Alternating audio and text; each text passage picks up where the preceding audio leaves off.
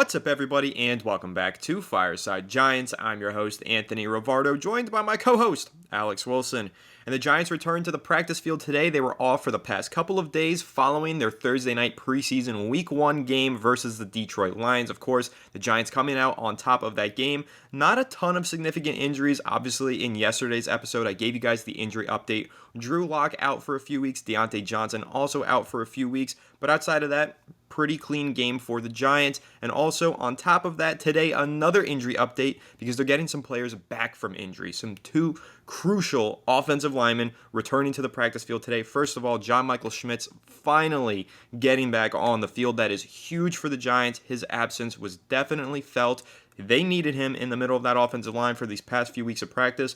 He was dealing with that shoulder injury, but he's back on the practice field. Huge development there for the Giants offensive line. And the forgotten man, Evan Neal, finally activated off of the PUP list. He's finally returning from that ankle injury. He's going to be practicing this week. We'll see what role he plays. Maybe he plays in the upcoming preseason game. Probably not. That's probably too soon. But Evan Neal back on the practice field for the Giants as he really just tries to save his career and his job at this point because Jermaine Illuminor is pretty much locked into that right tackle job. So what will Evan Neal be able to gain through these next few practices as he returns from that injury? Well, that's what we're going to be keeping a close eye on and discussing in today's episode. But before we dive into all that, make sure to leave a like if you enjoyed this episode, subscribe to the channel if you're new, ring the bell so you don't miss an episode, and comment your thoughts down below in the comment section. If you're listening on Apple or Spotify, please make sure to leave us a 5-star review. Go ahead and follow us on all of our social media channels at Fireside Giants. Without further ado, Alex, how are you doing today, my friend? And what is your reaction to John Michael Schmitz and Evan Neal returning to the practice field for the Giants today? I'm doing pretty good, man. And listen, these Giants, this offensive line, the healthier they are, the better off we are. We've seen what the offensive line can do to us in a negative way over the past couple years, and especially our quarterbacks in terms of injury and inconsistency and the inability to let routes develop. So let's talk about John Michael Schmitz and Evan Neal, right? John Michael Schmitz has not had any time this summer to really crank up and get into playing shape and gain chemistry. With Daniel Jones coming back from injury, he barely saw him last year. And then obviously, with some of his new teammates, Greg Van Roten, Jermaine Illuminor, the communication that's going to go on here, I think it'll be pretty seamless. They do have about a month left to really get some reps under their belt and hopefully, build up. They have 2 preseason games left. We'll see if JMS plays next Saturday. I would expect him to get a couple reps, but I think that coming off his rookie season, yeah, it was bad. Like, he was probably the worst offensive center in the game. I mean, he played 755 snaps, gave up 30 pressures, 5 sacks, and had 4 penalties. He was bad. And listen, do you blame him? I mean, every week he had a different offensive guard next to him. Every week he was trying to communicate with guys. He did not know their first name. He didn't even know who Justin Pugh was when a guy showed up and started left tackle after coming off the couch. So, you look at kind of what the Giants were dealing with. It was unsustainable. For a rookie center with no experience in the NFL, it was malpractice. It's how you did. Is like if you could write a book on how to mess up an offensive lineman, how to mess up a young player, it is what the Giants did to John Michael Schmitz did last year. So I'm going to give him a break. I'm going to say, you know what? We're going to let him have that experience. We're going to say, hey, it's going to be a lot better this year. We have a better coach. And guys, the offensive line even in this past preseason game, all backups, they played as a unit, not an individual. We saw last year they were playing as individuals and they were stinking it up as individuals. This year, at least it seems as though they're using some cohesion. They look like they're operating as one, as a unit, and not as just these singular players that are doing, their own thing. So I do believe that right now, if you are the Giants and you're looking at the future of this line, you see a lot more chemistry in their future. And John Michael Schmitz plays an important part in that equation because he's the communicator at the line of scrimmage. He's the guy that gets everyone into shape. He's the guy that relays information. And he's a very, very smart, high IQ individual. I think that he will become a very solid player for this team. He just needs to get in there and stay healthy, right? Like that's the most important thing is just staying healthy. And then you look at Evan Neal, who's obviously been very injury prone, injuries to both ankles.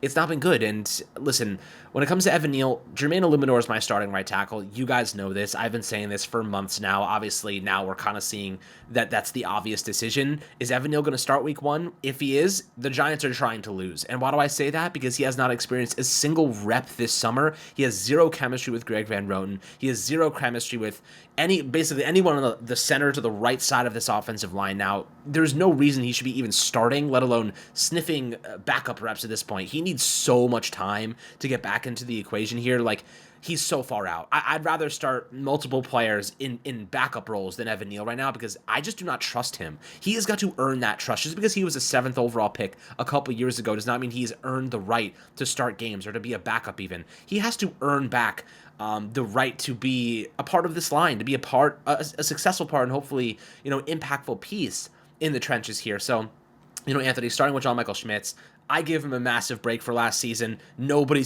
could succeed or even show any semblance of progression in those kind of situations with the pieces in malpractice going on.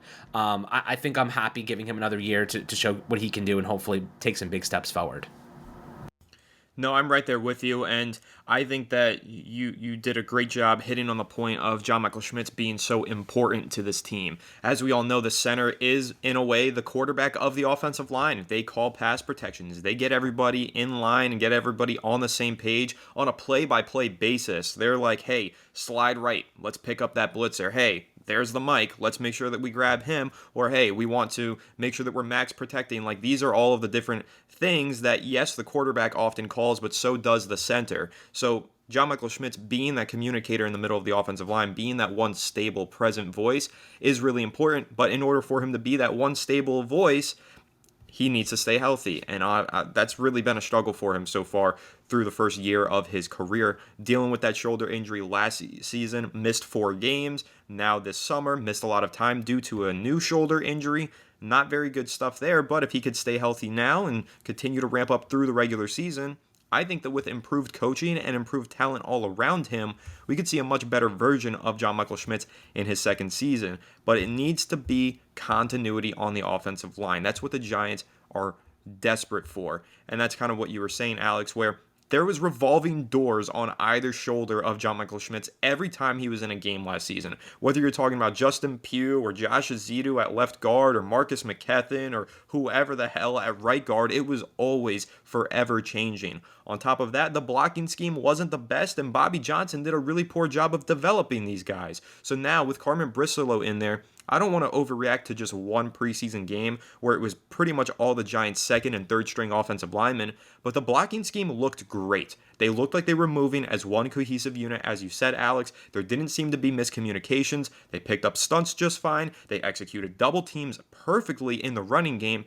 The offensive line just looked better coached. And again, I don't want to overreact because it's one preseason game where we were watching backups play off against backups. But going into week 2, if we can see some of these Giants players continue to compound on that success from week 1 of the preseason, maybe see some of these starters step in there and find that success and look like that one cohesive unit, we can feel pretty confident that there is an actual change occurring here due to the new coaching of Carmen Bristolow. So I think when you couple Carmen Brissolow's coaching style and the success that he's had in the past and seemingly having so far with the Giants, with the fact that John Michael Schmitz is going to have stability on each of his shoulders this season, I think we could definitely see him start to live up to the hype, live up to the expectations. And the point that I keep trying to make here is that him missing all that time with an injury, the Giants felt that absence and they felt the effects of it because Greg Van Roten was signed to be a right guard, but immediately as soon as he was signed, John Michael Schmitz had to leave the practice field with this injury. So he's been practicing at center for the last couple weeks. That's not ideal. He's the projected starting right guard for week 1. I don't want him playing center. I don't want him practicing at center. I want him practicing the position that he's going to be starting for the New York Giants. So getting Schmitz back into the starting lineup allows Van Roten to play his natural position of right guard, allows John Runyon to stick over at left guard, and keep everything continuous for this Giants offensive line. That constancy of having John Michael Schmitz in the middle will be paramount to the team's success going forward. So very happy that he is back on the practice field. I know he underwhelmed as a rookie. Again, as you and I just mentioned, Alex, so many factors were at play there holding John Michael Schmitz back. And I think going into his second season, we're going to start to see some of that potential that we saw when he was in college and why the Giants made him a second-round draft choice and why, honestly, a lot of people had him as a first-round draft choice to the New York Giants. A lot of analysts, a lot of scouts were saying he could be a top 30 pick in the NFL draft. Ends up falling into the second round. Giants get what we labeled as a steal at the time. Now we need to see him actually demonstrate some of that potential. But again, all those other factors need to go his way. The center position, just like almost every other position in the NFL, relies on the success of others to find its own individual success. So, John Michael Schmitz, getting back in the lineup, bringing some continuity to this team, hopefully elevating his performance for a big year 2 leap and stabilizing this offensive line. But now going over to this year 3 guy, Evan Neal. Honestly, Alex, at this point, I think he's a swing tackle for this team. I think, yeah, it's a big addition to get him back off the PUP list. I don't think he ends up starting for the Giants this season unless they suffer injuries. I think Jermaine Illuminor has firmly solidified himself as the week 1 starting right tackle, and he will continue to be that for the time being unless he gets injured. John Michael Schmitz in there at center, right guard Greg Van Roten, right tackle Jermaine Illuminor, swing tackle Evan Neal. How are you feeling about that? Do you think that there is any chance Evan Neal can fight his way back into the starting lineup? Or are you kind of where I'm at where, I think he's a swing tackle and I think he's a rotational backup and he probably doesn't see the field unless he absolutely has to? The path forward for Evan Neal is a very murky one. And the best way I can put this is he has to earn the right to have another opportunity. I get he's a former first-round pick. I understand, the Giants invested big in him. But the Giants' investment in him, if it's a detriment to their ability to win games, they cannot use him, right? The Giants, the goal for Joe Schoen and Brian Daboll is simple: win football games. If they're going to throw a piece in there that is going to help them lose football games, they are not doing their jobs well. Evan Neal has to earn back the right to gain that trust.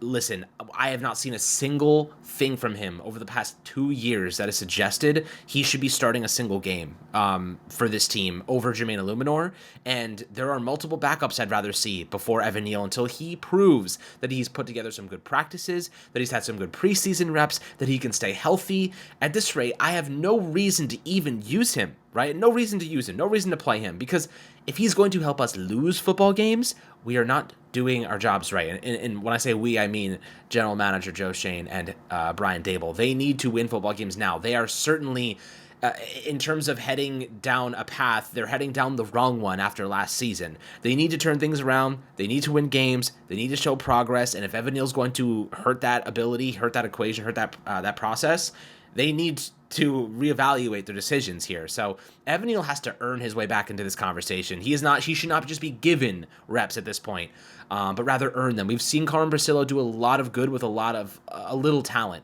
Last year, Greg Van Roten's a career below average player, guys. Like, I know we all want him to be the right guard and start it because he has some experience and he was good last season, but he's been a career bad player. He had his best year last season, so we're hoping he can replicate that. The only reason we're optimistic is because he has Carmen Brasillo, his offensive line coach, and his starting right tackle, Jermaine Illuminor, that he played with last season. So there is optimism. But I am concerned there. You know what I mean? Like, this Giants offensive line has a lot to prove.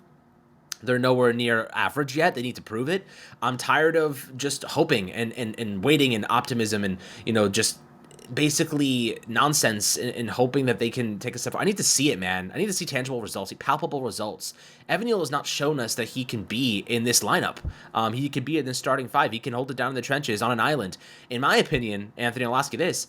I think they should be cross-training him at guard. I think they should be working him at every single spot, hoping to find a home for him, because right now they consider him a right tackle, but I don't consider him a right tackle. I consider him wherever the best spot is that he can possibly play, that's where he should be playing, because right now he is a bad right tackle. And not just a bad one, he's an injury-prone and bad right tackle. Why you wouldn't have him cross-train, I'm not sure. They're trying to salvage his career at this point. But to me, Jermaine Illuminor is a slightly above-average right tackle. He can play here. He's under contract for 2 years. I don't know. I don't see the downside in helping Neal find a new spot, or at least cross-training and seeing if he latches on elsewhere. I don't see the downside to it personally. I'll try and play devil's advocate and point out the downside, but I'll preface this by saying I absolutely feel like the Giants need to start playing him at guard and cross-training him, because it's, to me, the only way that you can salvage his career. Now, devil's advocate. The reason why you might not want to move him to guard is because Evan Neal is a player who has not found a home on the offensive line in any of the last 6 years of his life, basically. So we're going back to freshman year of college. He played a left guard at Alabama. Sophomore year at college, he played right tackle. Okay, and then his final season in college, junior year, he played left tackle. Then he gets to the NFL and he plays right tackle again. So each of those 4 years, he played a position once. He moved to a new position for 4 straight years. His second year in a row playing the same position was the last season at right tackle. I think that the Giants are very intent on keeping him in one spot and making him hone in on that craft and get better at that position, because he's done so much shuffling across the offensive line that's probably stunted his growth, going from left guard to right tackle, back to right tackle. never finding a stable home. I know that's something that Evan Neal was big on last season. He was saying basically, when you move positions, it's like you have to relearn the whole position all over again, and it's very difficult. So he was excited to have 2 years in a row of continuity at the right tackle position. I think giving him that third year in a row is really what he's looking for and what the Giants are looking to give him, not move him and have him learn a new position all over again. So that's the devil's advocate, because I see that argument, right? You want to keep a player in one position at all times, let him just perfect that one singular spot. But here's where the problem arises. Evan Neal has never looked like an even remotely decent player at that position through 2 years so far. So how are you going to continue to play him at a position that he's clearly not any good at? Now, again, all those factors that we mentioned for John Michael Schmitz, they do apply to Evan Neal. He's had some bad luck with injuries. The right guards next to him have been really bad and have been really injured, and he was coached by Bobby Johnson, who we think did a really poor job with this unit. So all of those factors considered, maybe Carmen Bricelo sees something in Evan Neal and says, hey, I think he can be a dominant right tackle. Let me keep him there this season and get my hands on him. Let me coach him and see if we can turn him into a decent player. If that's the case, if that's what Carmen Bricelo wants, because I believe in Carmen Bricelo and I think that he deserves the benefit of the doubt for now, I'll give him the benefit of the doubt, and I'll say, fine, you coach Evan Neal at right tackle and try and make him something decent. But then again, Evan Neal has just been so freaking bad through these first 2 seasons and so often injured that even if he has a good performance, you can't rely on him to string together good performances because he doesn't stay in the lineup long enough to do so because he's been so injured throughout the first 2 seasons of his career. So there's a lot of factors at play here with Evan Neal, and I think the best way that you can turn him into at least an average or decent player in the NFL is to try and find which position of the offensive line he's the least bad at, basically. So we know that he's been pretty bad at right tackle. What if you move him into guard and bad for him at guard is not nearly as bad for him at right tackle? What if he's decent at guard? Maybe he doesn't reach his all-pro potential that he had when he was the number 7 pick in the draft. But maybe he ends up being an average guard, and that's a big upgrade over being a bottom 3 offensive tackle in the NFL. That's for sure. So I'm with you. I think that his best days in college were arguably at left guard, and because of that, the Giants have no reason not to try him at left guard. The problem is, why move him to left guard when you have John Runyon? John Runyon is a left guard, and he's a damn good one. So then you're moving Neal to right guard, and that ties back into the first kind of argument that I posed in favor of Evan Neal. He'd have to learn a brand new position once again. So moving him to right guard, he's never played there before. He's played tackle a couple times on the right side. He played 1 season of left tackle and 1 season of left guard. Moving him all across the offensive line is not healthy for his development. It stunts his growth, and it could actually have an adverse relationship for the rest of the offensive linemen that are continuing to grow into their positions. So for Neal, I obviously want to see him cross-train at these other spots, but I do in some ways understand why the Giants are adamant about keeping him at right tackle and why he's probably been adamant about it himself. If you remember last season, Alex, he was asked midway through the year, would you be open to a move to guard? He said, no, I stepped out of the womb of right tackle and I want to continue to play offensive tackle. So I don't know if Neal is even open to a potential position switch. If that's the case, that's difficult. That probably ends up getting him traded within the next year. But at the end of the day, I get why the Giants want to continue to develop him in one position, but I also think that if they want to protect their investment that they made here with the 7th overall pick, they have to try and find any which way to get him playing at an average level on the football field, whether that means playing right tackle under Carmen Bricelo, or whether that means moving him to guard. I don't know what it is, but they got to try something. So I'll be keeping a close eye on Evan Neal. If he starts to flash some sort of potential during these training camp practices, great. If not, I think the Giants have to make a switch. But that's pretty much all my closing thoughts on both JMS and Evan Neal. Alex, do you have any other closing thoughts on either of these 2 players before we wrap it up? Not much, man. I mean, listen, to just round about it, John Michael Schmitz, this is a good opportunity for him to bounce back after a tough rookie season. Evan Neal proved that you even deserve to be on the football field at all. And as we're recording this, Malik Nabers walks off the field with an injury. Obviously, not what you want to hear. Left foot issue. Looks like maybe he got stepped on. He was checking the top of his foot, apparently. He limped off, was hobbling around, so hopefully it's nothing serious there. But, Anthony, we can't have nice things, man. We can't. I have no words to say anymore. This team just Russian roulette of disappointment. I hope we're saved. I hope we're saved at some point. Hopefully Nabers is okay and we can bounce back and forget that he's injured right now. But man, Giant season is back, baby. Injuries are in flux. We're hanging on by a thread. We're hoping guys are escaping things, but listen. Sometimes you got to play through pain. I watched that receiver series on Netflix right now, and watching Devonta Adams get absolutely rocked and Deebo Samuel break his clavicle, and Justin Jefferson's hamstring last year. Everyone gets hurt, receivers especially.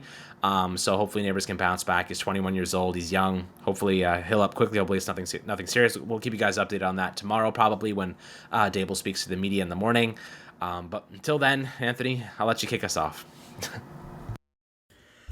Yeah, praying it's nothing serious for Malik Nabers. Obviously, really unfortunate timing that while we're recording this happens. But, can't really tell what it is. There was no video of it. Some of the reporters are saying it looks like maybe he just got stepped on. If that's the case, then he should only be out for a few days. But who knows? If it's a broken foot, he can be out for months. So no real reason to speculate. No speculation to be had. But we'll keep you guys updated, of course, as Malik Nabers is now on the injury report here after a scary development at Sunday morning's practice. So, like I said, we'll keep you updated, and that's pretty much going to wrap this one up. Make sure to leave a like if you enjoyed this episode. Subscribe to the channel if you're new. Ring the bell so you don't miss an episode, and comment your thoughts down below in the comment section. If you're listening on Apple or Spotify, please make sure to leave us a 5-star review. Go ahead and follow us on all of our social media channels at Fireside Giants. Without further ado, we'll catch you all on the next one. Have a good one, and let's go Giants.